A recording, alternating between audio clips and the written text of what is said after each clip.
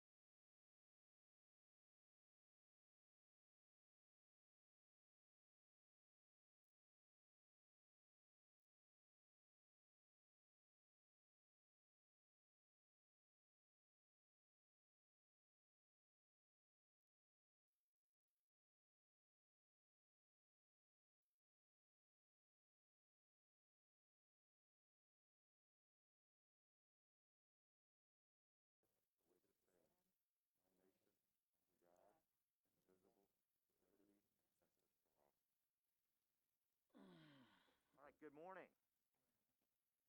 Good enthusiasm there. Thank you. Hopefully everybody survived the big snowstorm. Right? System handled it well, is my understanding. We will start with hearings from citizens. Tom Carroll from the Village of Silverton. Welcome. Yep. Good morning and Happy New Year. My name is Tom Carroll. I'm the village manager with the Village of Silverton. I'm here on behalf of Mayor Smith and Village Council. We have an agreement or a proposed memorandum of understanding on your agenda, and I just wanted to come and represent the village and say we hope you will consider this. This is a unique opportunity for a public-public partnership to begin to explore whether it makes sense to put transit-oriented housing at 7,000 Montgomery Road, the Metro Access facility, while preserving that facility and its core function and any future functions that you may have in store, but also recognizing the need to add affordable housing in our region. There is a 40,000 unit affordable housing gap, and by my math, if we do that calculation on a per capita basis, a village like Silverton, which I'll round up to 5,000, we need to add 250 affordable housing units. Other than this site, we have 0 on the planning books right now, so we need to accelerate and amplify our work. And so when we started scanning the environment, looking for sites that could accommodate this, the obvious one was literally right outside of my window, looking across the street from our town hall, 7,000 Montgomery Road. We have an underutilized parking lot, underutilized by my observation, to the west of your Metro Access facility, and we think we could accommodate perhaps 50 affordable housing units there. So we'll ask you to enter into this memorandum of understanding, which will start the process of exploring whether it makes sense. Still lots of resident engagement in front of us, still lots of planning, engineering, and design. Not a commitment that we're doing this project, but a step in the right direction. And I'd be happy to answer any questions. Thank you for your time. Thank you, Tom. Well done. Okay, thanks. We will be talking about that. It's an exciting project, but let's start with the oath of office for our new member. So, Sarah, if you just want to read this, then we'll swear you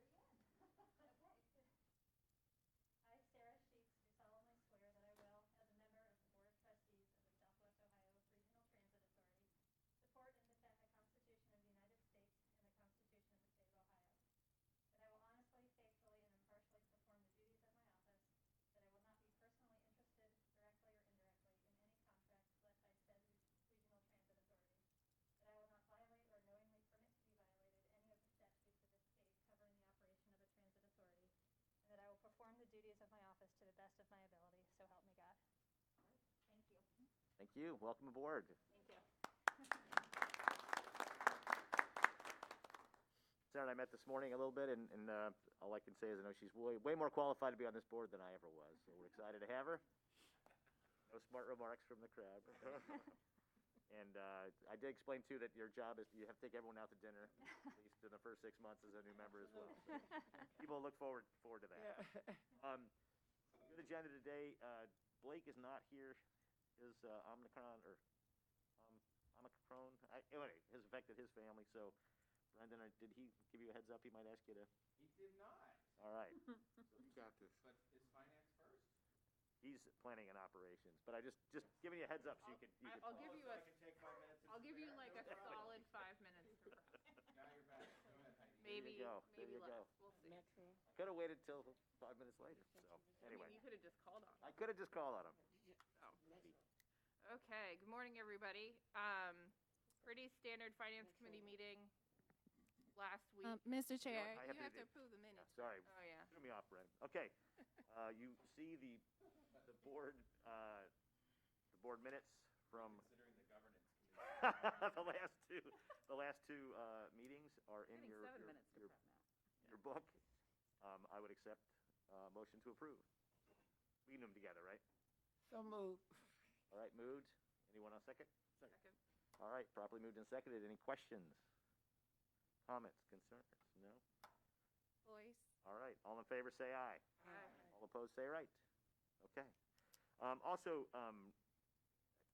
wanted to note that the transit community in the country suffered a big loss this week. The CEO of the Atlanta system passed away last week, and I know several members of our community knew him, and it's really a tough loss. They were doing a lot of great things down there, so we wanted to take just a couple seconds and honor him with a moment of silence.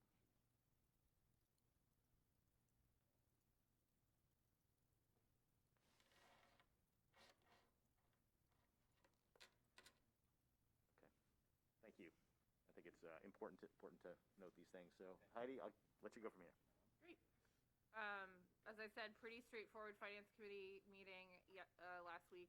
Biggest thing that I just wanted to mention is I'm so excited that we've approved the ATU contract, but the biggest, I think, impact to our budget was the release of those funds for the raises that were retroactive.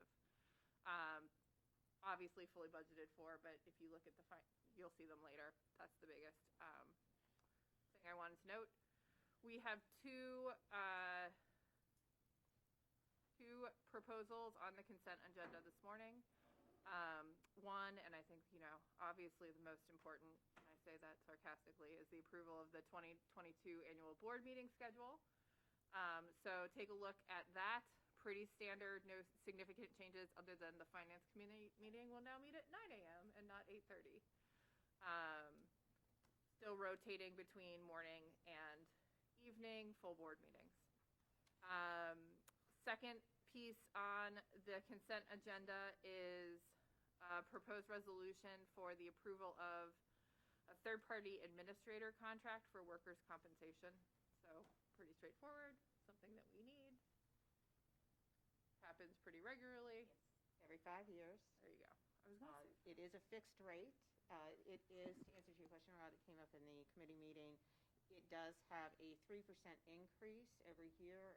That is because it is a fixed rate. They've built in the cost of living adjustment over that 5-year period. So then that is the way that they can commit to that rate. Of note, they've done, like I said, in the committee meeting, an excellent job for us. In November, we actually had a $145,000 adjustment for our workers' comp claim, because of our workers' comp was doing so well. We are very conservative in our approach to how we accrue. Adjustment to the good, you mean? That was to the good. Okay. Yes, I'm sorry. Yes, that was to the good. Left that part buried the lead. We're very conservative in our approach. We're looking at a 5 and 10-year average, and in that 10-year period, we have seen it get better and better every year. We will find out in around March or April, how we end up for 2021 through when we get our actuarial reports. Okay. So without further ado, I'm going to make a motion that we approve the proposed motion and resolution. Second? This is voice, right? It's going to be roll call. I'm sorry, are we voting on the third-party administrator or that and the meeting schedule? And. Both the consent.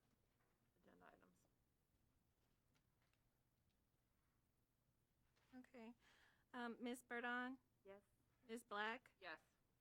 Mr. Cole, Yes. Mr. Hinton, Mr. Cassie, Yes. Ms. Robinson, Yes. Ms. Sheets, Yes. Ms. Taylor, Yes. and Ms. Clark. Okay. Anything else to report? As always, it's always fun to be at the finance committee meetings, and I would welcome It anyone is. to join us. As fuel costs keep going up and we keep Exactly. leveraging our hedging. Okay, thank you. Brendan, we give you like 8 minutes there. Yeah, items 4, 5, 6, 7, and 8 are all on the planning committee consent agenda. We had a great meeting. First item, just a quick highlight, is the approval of the agency's safety plan. I believe we do this annually. It doesn't get a lot of attention, but it is crucially important, and our team does a great job making sure that our agency is run safely. And that is hugely important for our operators, for our customers, for the whole organization. So we obviously don't need to go through the specifics of it, but if you are interested and serving on this board, I would spend just a few minutes at some point in the next years getting familiar with the safety plan. Item 5 is the approval of contracts for the operator uniforms. We did have some discussion about this.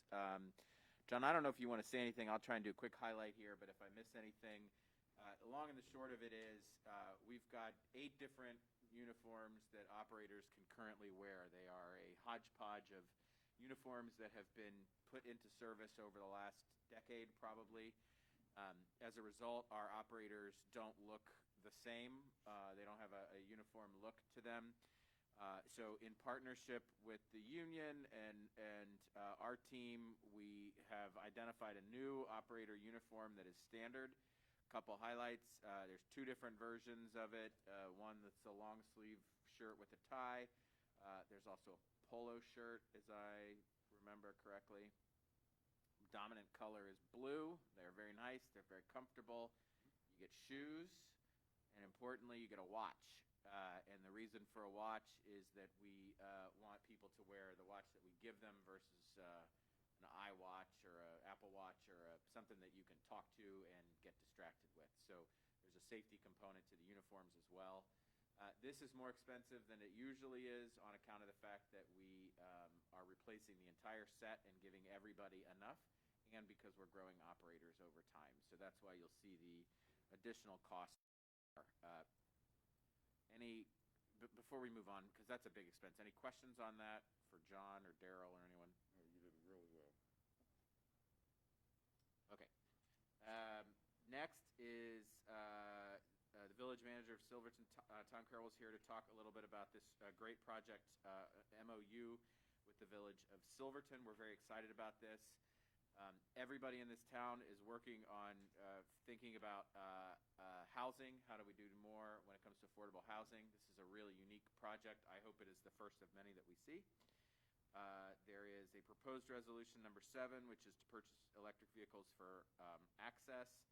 3 electric vehicles for access. Good pilot partnership here that we're going to try. Potentially could lead to some additional partnerships. And then finally, we're buying some alternators, or a tester for alternators. Obviously the high point of the agenda here. All of those things were put on the consent agenda, and we can take them all at once if we so choose. How much for an electric access vehicle? How much for the vehicles, each Per vehicle? vehicle, Mhm. about 211,000. Versus what for the previous? It's about what Rod spends on his cars these days. What were the previous access vehicles? Previous access, we were around 100. And these are also 80/20 funded through the OTP2 grant funding. Okay. Less maintenance on them, as Yeah. well as I'm the just curious. price of When I saw the electricity. 600,000 Much price different. tag, I was curious. And the fact that Brendan said 3, I was like, well, what else is it being spent on? They wanted leather seats. Okay, so we have the consent agenda. Anyone want to make a motion? Move to approve the consent agenda from Planning and Ops Committee. Second. Okay, properly moved and seconded. Any questions, comments, any desire to pull anything off the consent agenda? Ms. Taylor, Yes.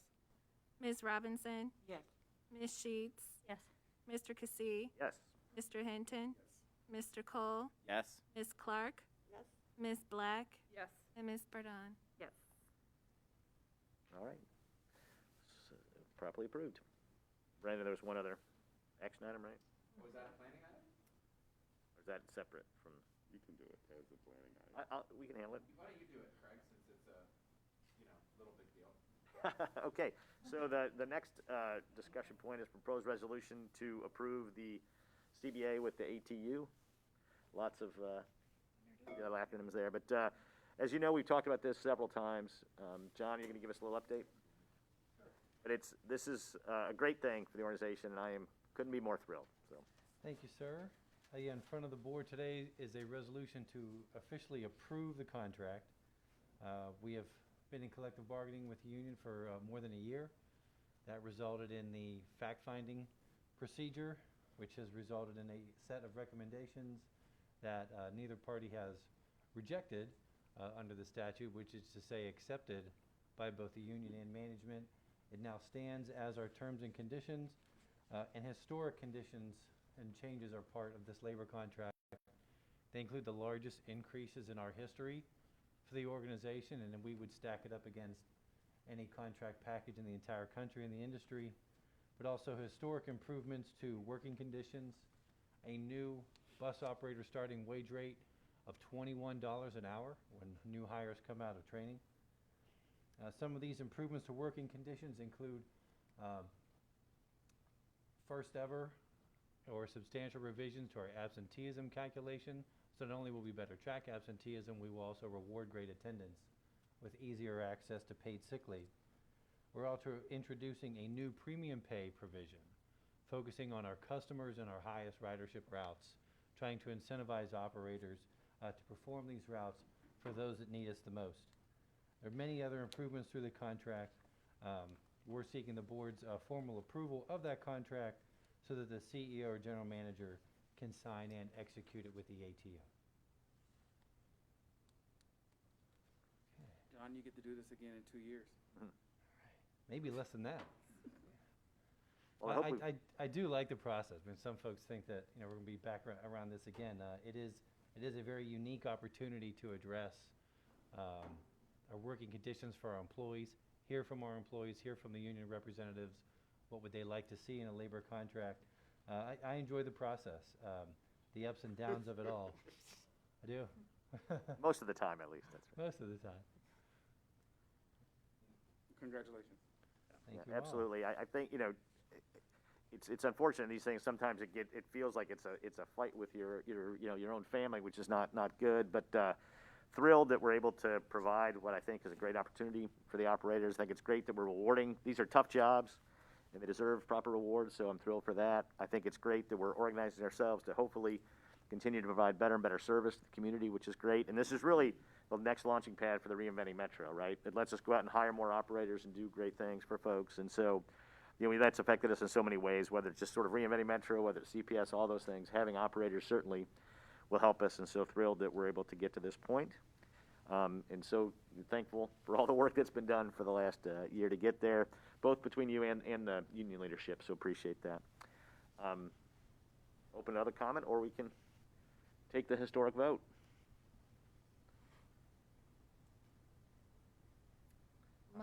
Anybody want? I'll move that we approve this Okay. resolution.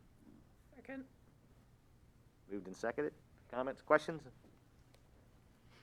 Okay, Ms. Taylor, Yes. Ms. Robinson, Yes. Mr. Cassy, Yes. Mr. Hinton, Yes. Mr. Cole, Yes. Ms. Sheets, Yes. Ms. Clark, Yes. Ms. Black, Yes. and Ms. Burdon. Yes. All right. That's another one probably deserves a clap or a round of applause, right? Yeah, it's funny. Yes, we're voting to not reject, I guess is the formal process there, but that's great. Really excited for the organization. And now we'll go to the financial reports. Good morning, everyone. So our financial results for the month of December and our year-to-date, I do want to emphasize that the year-to-date for 2021 is preliminary. We are going through various adjustments. We will get information from our actuarials and then before we finalize 2021. What you see up there is comparisons to forecast for the month and the year-to-date and to our budget for the full year. I'm very excited that the forecasting exercise that we have done has been extremely well received, and we are able to then make adjustments when things come in that we had not known at the time we were doing the budget. Biggest one this year for 2021 or last year was the CRISA funds for $24 million. Overall, we were looking for the month. You will notice for the first time we are showing an operating deficit of $3.9 million. The year-to-date of $19.3 million. Looking at our forecast, we had forecasted a deficit for December of $4.1 million. This was largely driven by the union contract. We had not made any monthly accruals. We did not know where we would be after fact-finding, and the decision was made that we would show that entire adjustment in December, because either way we were going to have to show something. So we were very happy to be very close to where we thought we would be, and the capital revenue was moved to offset the deficit.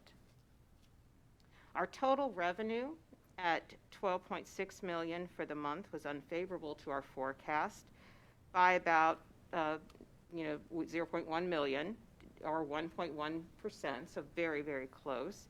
Our year-to-date total revenue of $138.8 million was unfavorable, about 1.1 million or 0.8% compared to our year-to-date forecast.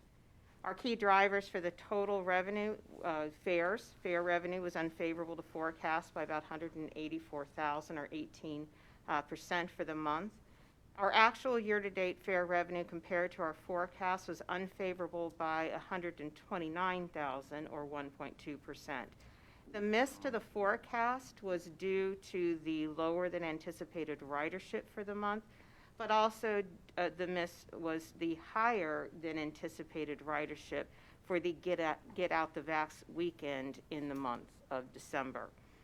The revenue for the Get Out the Vax is, from the state of Ohio, is reported in our state subsidies. CPS contract, when we had done our forecast, we had physically received passes, and we had adjusted that forecast for the credit that we would give CPS at that time. We have since gone again outside of our contract, and we are now going through and giving them a credit for any unused passes. We have not turned the passes off because we do not want to see any student stranded. So all these passes are active that we have not physically received, but we are monitoring this every month. And at the end of the school year, then we will know what our credit will be. I know, Cindy, we'd had about 600 passes used since we'd been asked to turn off. About, and I just ran one. I've got. It seems like there's a few more. We actually, after giving us the initial unused pass or the credit that the CPS wanted, we did even receive from CPS an email requesting us to turn some passes on, about 30 or 40. Okay. So very happy that we didn't deactivate those passes, and we are seeing them adjust each month, a little bit more every month, which is why turning them off would not have been a good answer to that. So as long as these passes are in the hands of the students, we want to make sure that they would be able to use them. Those are the biggest drivers, and expect that when we did our budget for 2022, we've made certain assumptions, and CPS will probably be some others that we'll continue to monitor and may come in slightly different than what we have forecasted or budgeted. Any questions on revenue? Total expense. Our total expense was $16.5 million, which was favorable to forecast by about $314,000 or 1.9% for the month. The year-to-date expense of $119.5 million was favorable to forecast by $1.2 million or 1%. The key drivers, wages and benefits. Favorable to our forecast by $327,000 or 2.6%, largely due to open positions that are lower than our are lower than forecasted operator trainees and our police detail wages. Year to date was $189,000 favorable to forecast or 1% favorable. Fuel and lubricants, I would call this fairly flat for the month. We were favorable, $46,000 or 9.6%. Really, it's same as November. Our assumption around our miles per gallon in our forecast was a little bit, in our actuals, a little bit better than in our forecast, and that is the biggest driver on that. Parts and supplies unfavorable forecast, $58,000 or 9.8% due to timing. You look at the year-to-date was favorable to forecast, $61,000 or 0.9%. The remaining $19.3 million at the end of the year is helping us to transfer over to our capital revenue. The capital revenue, as we recall during the budget presentation, we started out 2021 at a deficit, a 5-year projected deficit of $75 million. When we presented the budget for 2022, we were fairly flat. The success that we've had in our grants and the stimulus funds are really the biggest contributor in getting us from that $75 million deficit in capital to fairly flat over the 5-year period. We have offered to meet with them on several occasions. They have not reached out to meet with us yet. We are available should they. We can't do the RFP that they're put out, so. Not legal for us to do so. And we have talked to the FTA, and they have verified it is not legal for us to bid on that. And as it pertains to parts and supplies, where are we on the order of the 25 new buses? Just when you think about that expense over time. On the order, sorry. New buses, the 25, slated for over the next 5 years? Yeah, we are, the 2022 buses that we have Have been coming ordered. in, we are, 25 a year. Yeah, no, Yeah, 25 a year. yes. are we seeing any, are you Have questioning they, if we're have they seeing been any in order, or when they delays? come in, the timing of that? Any delays due to COVID for the buses that are coming in? Anticipate some. Naturally, like a lot of things, supply chain driven, right? We are concerned. The major bus manufacturers, or in our case, Gillig is who we contract with, they are seeing some backlog. We'll learn more when we meet with Gillig, probably the early part of March, about this year's bus build in terms of what is the actual impact of that timing. Not as dire as we might think. That's what we're hearing so far, but nothing definitive yet either. So for my edification, when we order 25 new buses, does that put 25 buses out of service? Yes, The oldest buses, I assume? Yes. yes. And historically, we get the new buses near the end of the year, fourth quarter. And the impact on the cost, we did estimate an escalation in the cost for 2022. When they get through the bus build, we'll know that potentially, because of everything going on, our potential, we'll see an increase, but we don't know for sure yet. When we do our reforecast, we'll most likely, hopefully have that information by then, and that'll be built into the forecast. Well, and the other nuance to this one is, right, what type of buses we're starting to buy. So we don't want to be buying any more diesel buses, right?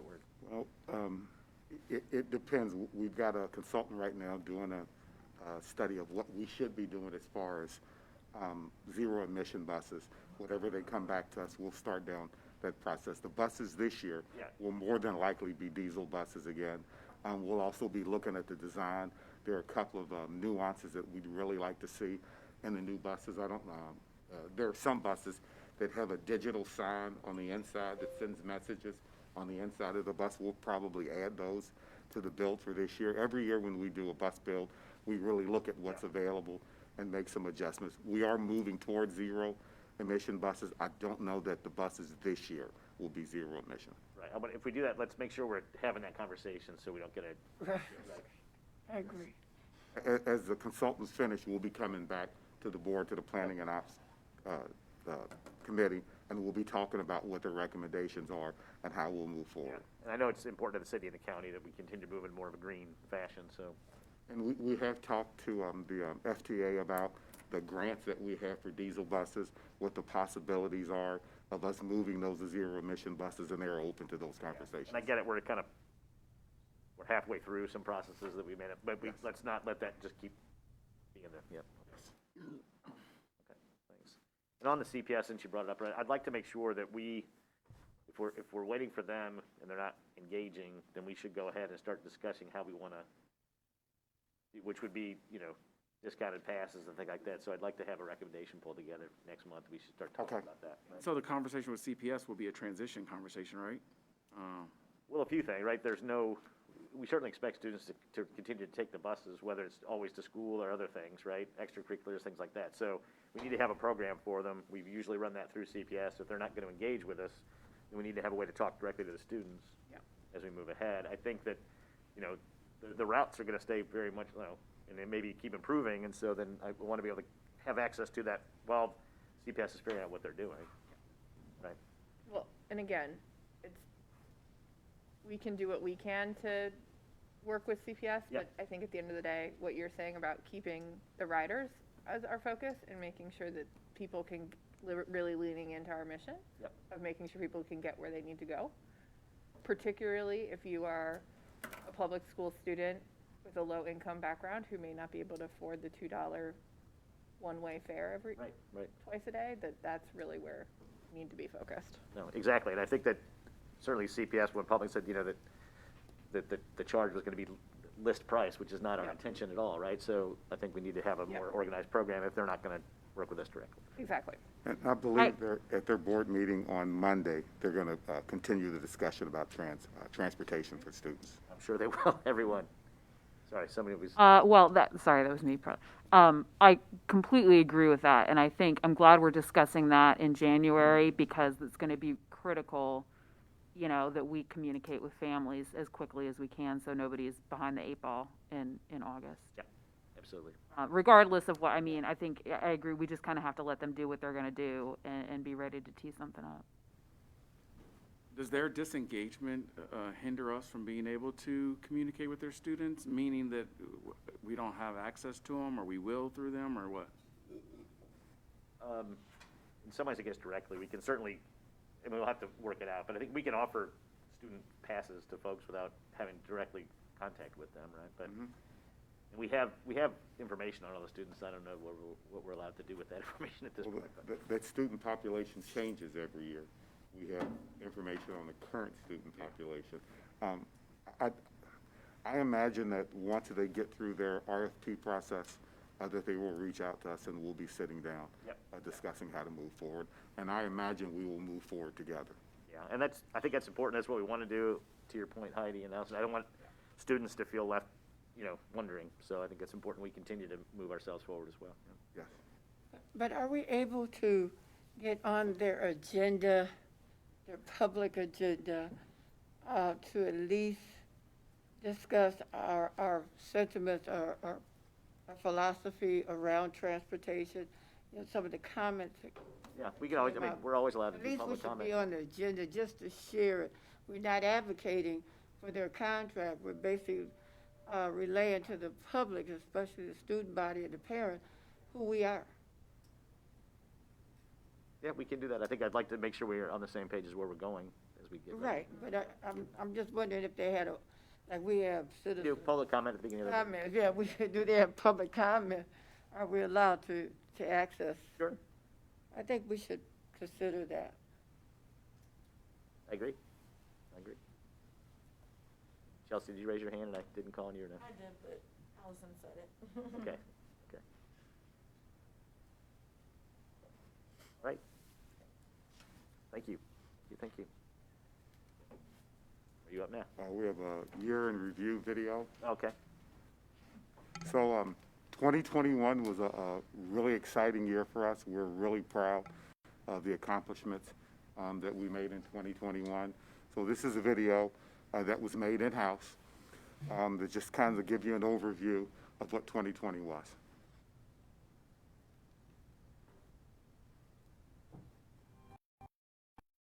2021 was a year of new opportunities at Metro. Along the way, we remain committed to our mission of providing the best, safest, and most comprehensive transit and bus services to Hamilton County residents. We started off the year with the community helping us celebrate Ohio Loves Transit Week and Transit Driver Appreciation Day in recognition of the integral thread transit and transit workers play in moving our community and connecting people to what matters most to them. Metro took seriously its role as the driving force behind helping end the spread of COVID-19 by offering 25 free ride days on Metro and Access to help the community access vaccination sites. Cincinnati celebrated its first annual car-free day, joining an international movement for motorists to give up their automobiles for a day in favor of alternative modes of transportation. Metro celebrated with an event on Fountain Square and a few familiar faces. Making riding Metro easier and more convenient for our riders was at the forefront of our work this year. Our efforts included simplifying our fare structure to just $2 to reach anywhere in the county, extending our customer care center hours, expanding free Wi-Fi across our fleet, making the transit app with Easy Fare accessible for customers without banks, installing app readers on buses, and introducing 10 new buses in February, with a total of 41 by the end of the year. These improvements in customer care and service are just the tip of the iceberg. Thanks to the successful passage of Issue 7, we rolled out the first 2 phases of Reinventing Metro, which introduced 24-hour service across 7 major corridors, 2 new crosstown routes, increased frequency of trips, extended hours, and new weekend service. These improvements resulted in an increase of riders and a celebration of reaching more than 500,000 rides made using the Transit app, which features mobile fare payment and free time bus tracking and trip planning. Metro was also awarded $26 million in grants to help bring the remainder of the Reinventing Metro plan to life, modernize Metro's bus fleet, update technology, and help construct a new transit center planned for North College Hill. The levy passage also enabled us to award $227 million through the newly created Transit Infrastructure Fund to 30 transit-related projects across 22 communities in Hamilton County, including the Western Hills Viaduct. Our efforts in innovation and reinvention of transit throughout the region elevated Metro in Cincinnati to the national stage when CEO Daryl Haley was invited to testify during a U.S. Senate hearing in March, advocating for investments in public transportation and infrastructure. In April, Vice President Kamala Harris and Senator Brown traveled to Cincinnati to meet with Metro leaders on the first stop of the American Jobs Tour and hailed Metro as a model for how communities benefit from investment in transit and infrastructure. These efforts led to an invitation to travel to Washington, D.C. to witness President Biden sign the Infrastructure Investment Act, the largest ever investment in public transit. We couldn't be prouder of the efforts of each Metro team member to innovate, advance, and reimagine the future of transit service in our community. More than 90 operators and maintenance employees exhibited our commitment to safety and excellence, receiving Safety Milestone Awards for their work. Operator Mike Casanelli was even inducted into the National 2 Million Mile Club, driving 2 million miles over the past 30 years without a preventable accident. Excellence in leadership and service was also observed when CEO Daryl Haley was recognized by the Conference of Minority Transportation Officials with the Thomas G. Newsom Leadership Award, its highest honor. Additionally, recognition was given throughout the organization for planning, development, marketing and communications, financial reporting, and much more. We remain thankful to our riders, advocates, supporters, and the entire community who know that riding is believing. Thanks for coming along for the ride, and see you in 2022.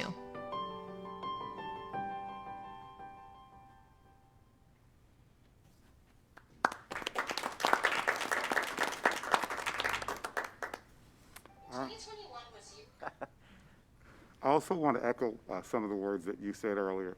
We're really excited about this historic union contract.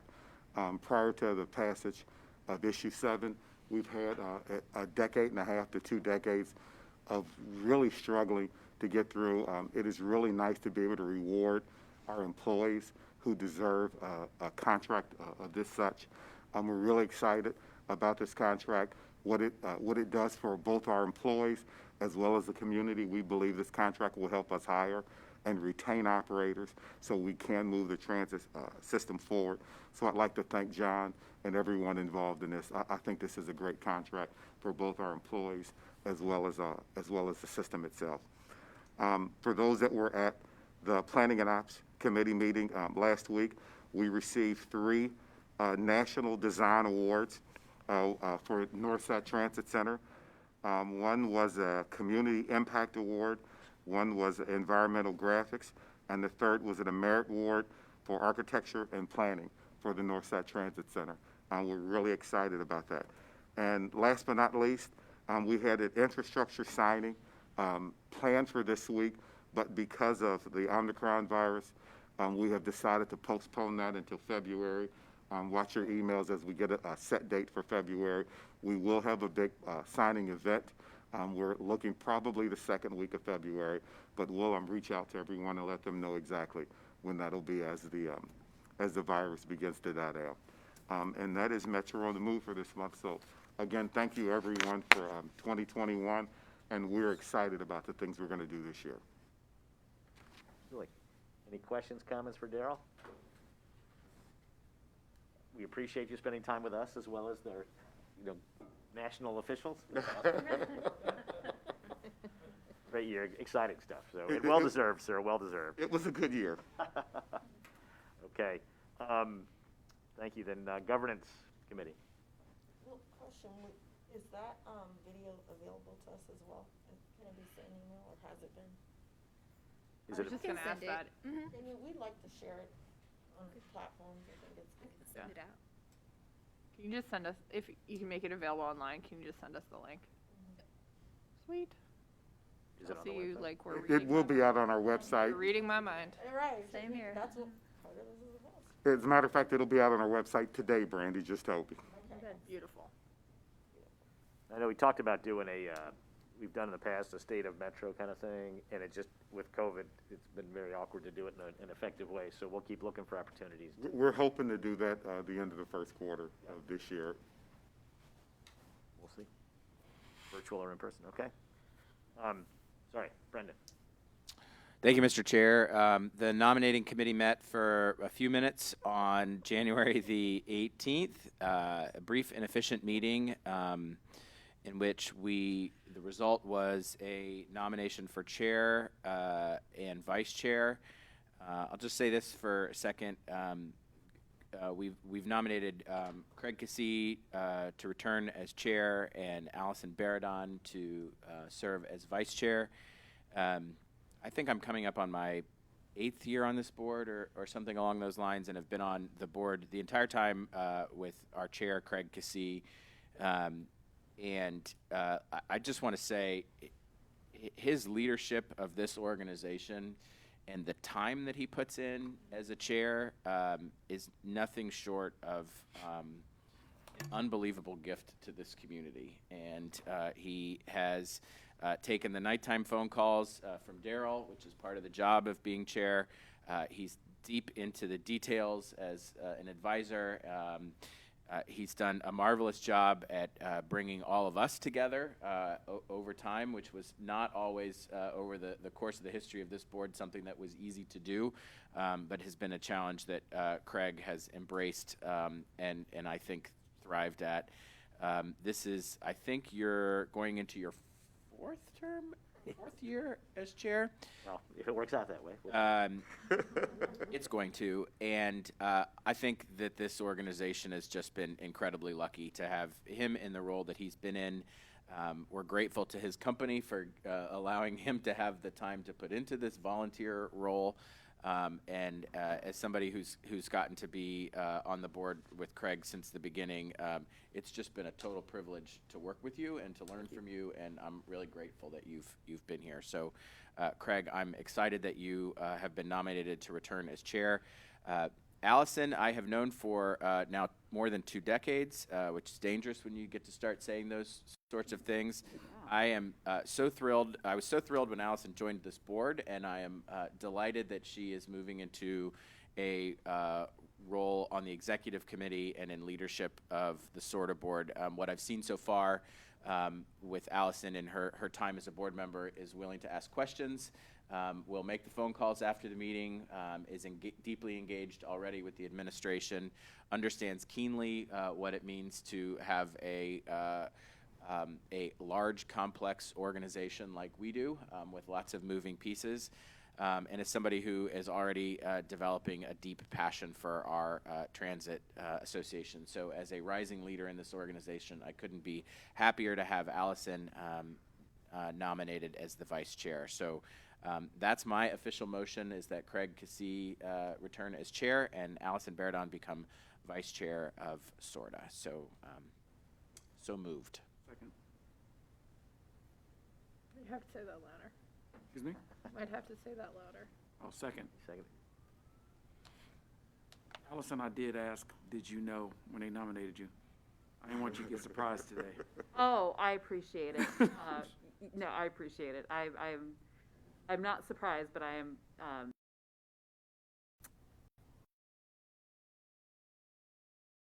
I'm excited. Good. I avoided her phone call for a week on the off chance she was going to withdraw. I do. I can show you the call log. That's It's all public record. I do want to note, so thank you to Robert, who served as vice chair this year. And what he has agreed to do is, I want to create a more focused committee on access, and that he's passionate about that and really will lead that discussion. So great opportunity there as well. Could I just say one more thing, too? I just want to echo everything Brendan said about the leadership of our chair. Out of a newer board member, I'm now at my 1 year, and I have to say I'm very lucky to have come into this board under your leadership, Craig. I want to be real clear that, like Brendan said, I think that those of you who have been on this board for a long time have made a generational impact on this community, and so I'm excited to make whatever contribution I can to that, but I just know how much work you've done already, and I appreciate that. Thank you. And it's great working with great people, and we have done great things. And I don't intend for this to be, a role for a lifetime. But Are there term limits? Appreciate that. None? For nobody?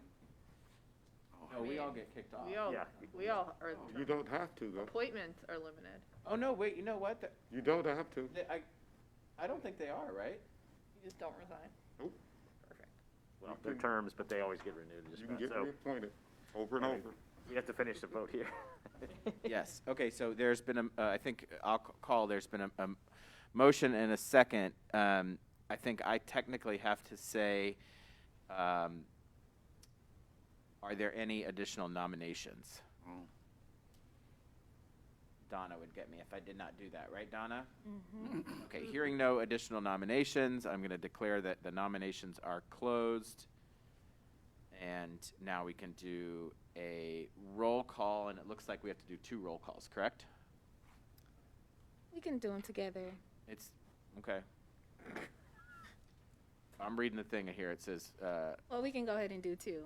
One for oh, you know Craig. what? It's a roll call on each nomination because there's, you know what? We can do them together because there's no opposition. Yes. Okay. Ms. Taylor, Yes.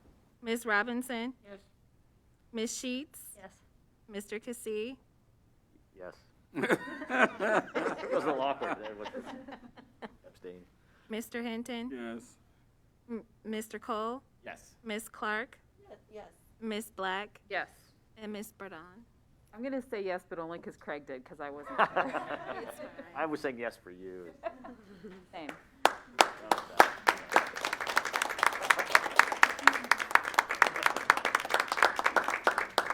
Wow, well, that's for you, Allison. Thank you. That's great. And it's we have so many exciting things we're doing, but I want to get everybody continue to get more and more engaged, and looking forward to working together to get that done. So thank you. And speaking of a couple things, board related, Kathy Wynant resigned yesterday. I believe she's moving on to the Butler County Transit Authority Board. She's served for several years as a Hamilton County appointee, and then was a non-voting member this year. But so she did great things, and really was very much about building the regional approach on issue 7. So really appreciate all the hard work she's done, and I'm sure we will find ways to honor her going forward. But so new nominations, really for all the non-voting spots are happening. So we'll see where that goes in the next few weeks. Going next month, so we will have the infrastructure work happening and the kickoff of the next cycle. We're not very far away from, just as we're getting these signed. I know the mobility on demand, right? We're looking forward to hearing more about that in the next month or 2 months, okay. BRT, same way, and then obviously we talked about CPS and access already. So looking forward to a really busy next few months. Can I say something? You may. I also just want to echo Brendan's comments. Your leadership has been outstanding. I talk to Allison constantly, so I'm looking forward to working really closely with her as well. The leadership of this board has made all the difference of what we've been able to accomplish. And I just want to thank every member of this board. You see the passion, you feel the passion, and the involvement. I often say to Craig that his regular job is getting in the way of him being board chair. I want to thank Craig for all the hard work over the last few years. It's been my pleasure, and excited to have you as our chair again for another year. Well, thank you, Darrell. I appreciate it, and I think you guys have all done so many good things. I don't want to rain on your parade and just ask you for one more assignment. Is it possible for, first of all, thank you for the party. Is it possible for us to get a list of who's on the executive committee and a list of the committee assignments? Yeah. We wait too long down the road to get them. So Right, so one of the things, sooner. yeah, so one of our jobs is to go through that process again, and so Al and I will be Appreciate that. talking this week. I think the other thing we know that's happened is, right, at one point, the committees were kind of very separate, but when we started moving all the meetings together, particularly on Zoom, they just all morphed together. So we'll continue to talk about how, if there's a more effective way to do that, that uses everybody's time better as well. But absolutely, yeah. And the other is, I do want to report on where we, with our intentions around inclusion, policy, create an inclusion policy. I've not heard any feedback on that. And I've talked to Adrian. I would like to have a report on the effects of COVID on our operations and on our meetings. On our meetings? What is, what do you mean by on our meetings? On our operation, you know, where are we at with our staff? Oh, sorry, busing? in each meeting, not, Yeah. okay, not our meetings, it's okay. No. Right, and I think let's add to that just where we are in the staffing levels, right, the higher. Yeah. I think now especially when the county is in a emergency status, at emergency status, we should at least understand the impact on our operation. Yep. We could probably get a quick, if you want to, we can get a quick, Yes. just a verbal update right now, right? And again, congratulations. In terms of absenteeism around COVID, Well, broadly, right, how are our people doing? unfortunately, we are being impacted significantly. We're seeing about, on average, 60 to 80 between the two garages out sick on COVID or COVID-related illnesses. So that varies from day to day, and that doesn't include the call-ins we get on a day-to-day basis. So COVID is significantly impacting operations right now. We're hoping to see that go down. We had probably the highest number of cases we've had since COVID started in the month of December. We had, in just that month, about 45 positives. So we are seeing a significant impact over the last couple of months of COVID. And as a result, as John could probably tell you, we are seeing an impact to our ability to work out and miss trips. Conversely, we did have a pretty decent year hiring, probably our second highest year. Last year, we hired about 127 new operators, but we did also have still quite a bit of turnover. So that's impacted us nonetheless, probably 40+% we lost of the individuals we hired, and we continue to lose via retirements and other things, operators on a regular basis. I mean, I can give all the specifics in a pretty thorough breakdown next month if needed. But yeah, COVID is impacting us. Like I said, last month we had about 45. So far this month, we're at about 30 positive cases of COVID. And 80% of those are typically amongst our operator workforce, between operators and a little bit more maintenance. Do we know our vaccine levels? Or no? Yes, unfortunately, they're not the best. I don't know the exact number off the top of my head. We did do a vaccine campaign where we had a incentive to turn in your vaccination cards. We were about 30% overall as an organization, probably about 10 to 12% in the operations area. So we don't have the best numbers in terms of vaccination. We are looking to possibly get some testing kits, and we also have through the United Healthcare this year upcoming a nurse that'll be on site. So we're hoping to maybe be able to engage her to be able to offer some vaccines. We haven't quite gone down that path yet. We're in the process of hiring the nurse with United Healthcare, and once she's on board, she'll rotate between the garages on a day-to-day basis, splitting 40 hours between all of our locations, and then we can see what we're able to do from that perspective. And I do think, we talked about having this HR committee on at least. Well, we haven't met. I think we meet, what, next month? Yes. And so I'm thinking we need to do more often than every 2 months. But the other question I had, are there any internal mandates that we have? I know one mandate is everybody get on our bus must have a mask. Are there any other mandates that we are privy to? Yeah, so we do require that while you're on metro property, any facility, whether it's on a bus or in the garages or locations downtown, that you do wear masks. We continue to provide masks. We continue to provide hand sanitizer, try to get people in the club room and elsewhere to social distance. It's a little bit more challenging. We're always spraying the facilities and the buses. We have a microbial, I think, an antimicrobial product that the maintenance team uses on a monthly basis to spray both the buses, all the buses, and all of the facilities. So we continue to try to emphasize the need for COVID protocol. It is a little challenging, but that is one of the things we do reinforce. We do continue to do our contact tracing when somebody comes up positive, to see who they were around in the garages or in the workplace for more than 15 minutes, less than 6 feet. We do remove people from the workplace if necessary, depending on if there was some sort of potential exposure. So we're continuing all of those mandates that we've had in place for some time. In our contract tracing, are we finding that it's coming internally, or are they externally, socializing externally? So the bulk of our exposures are typically external. We don't typically get a lot of internal exposure that we're aware of when we do contact the operators or whomever who is positive. Context is to say they're positive. We typically will ask, or they'll typically volunteer. Yeah, my son has it, my child has it, or whomever. And what we do find is that oftentimes what happens is somebody is exposed at home. We take them off work because they are exposed at home, and then they end up positive as a result. So we try to be as proactive as we can to make sure we're combating it as best we can. And once we are notified of an exposure, removing people from the work. We don't require any testing. No, no. At this point, no. We do require that if they say they've been exposed or they're positive, that they verify that, either with a negative test But or internally, we're not requiring any testing. no, not at this time. Ms. Harrison, did you say the numbers are between 10 and 12% for operators being vaccinated? Correct. I'm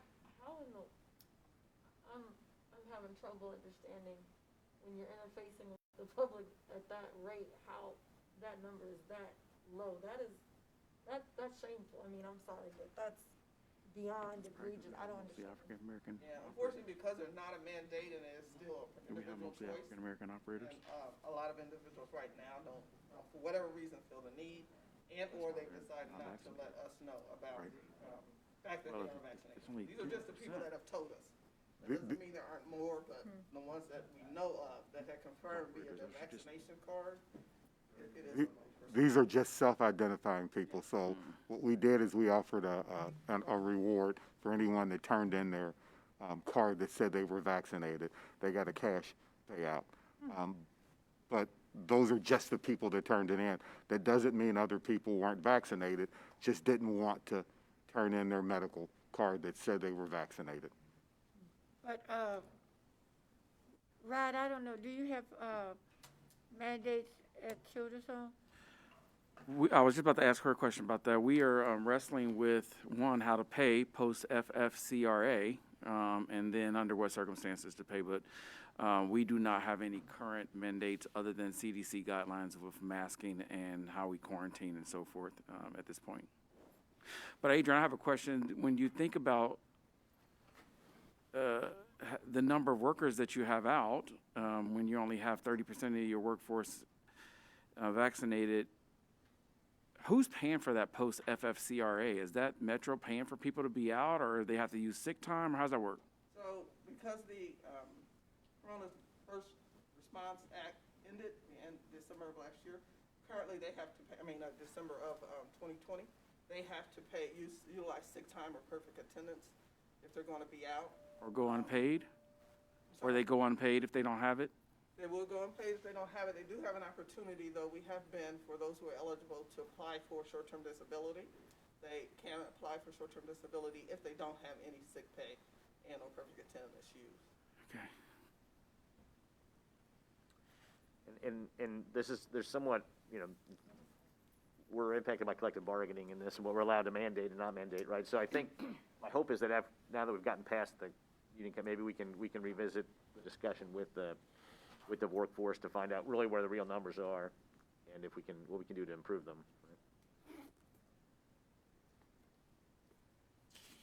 That's right, it's a very low number. There's no doubt about it. There is an opportunity, which we're going to consider, to possibly do some other campaigns around getting vaccinated, hopefully to encourage the workforce to continue to get vaccinated. We haven't determined what that will be or what that will look like, so we want to try to do some more. We did, yes. Help encourage that. We definitely need to, prior to that, we need to see what that looks like, because we had an excellent campaign for Get Out the Vax, and then we ended up having over the amount of our populace that actually utilize the services to go get vaccinated, and they're being driven by people that don't even have, that are vaccinated. So we've that had campaign is working swimmingly well, but we need to, there's got to be a lot of. We've had vaccine options on site and those kind of things, so we'll continue to push that, right? Well, we're ending on a good note. Everyone else can have an excellent day for the rest of the day. There's all sorts of things. There you go. I just had to ask that at the end. I'm sorry. Better move to adjourn. There you go. All right. Any other comments? I think it's important, and we need to keep pushing it, right? Well, I think so. Okay. All right. Adjourned by rising vote. All right. All righty.